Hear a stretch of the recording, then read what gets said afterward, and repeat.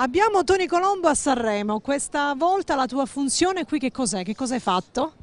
Abbiamo cantato oggi in Piazza Colombo, abbiamo fatto questo Sanremo Off che è una manifestazione importante di Dino Vitola, abbiamo cantato oggi lì e stasera abbiamo visto il famosissimo teatro all'interno e ci siamo gustati questa serata molto bella. Senti, ma tu sei stato questa sera da telespettatore, cioè da spettatore più che altro. La sensazione di entrare all'interno dell'Ariston, qual è stata? È una grande emozione lo stesso, anche se stai lì a guardare solamente loro che cantano. Mi immagino come sarebbe ovviamente cantare su quel palco, perciò sono contento. Scelte un po' strane stasera, però va bene. Quando ti vedremo a te sul palco dell'Ariston? Speriamo domani sera.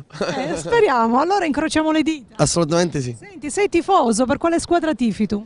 Io sono amante della musica, il calcio non mi piace. Non ti piace? Allora comunque fa lo stesso un saluto per Centrocampo, la nostra trasmissione sportiva. Un bacio al centrocampo, un bacio alla mia bella Sicilia. Grazie, ciao.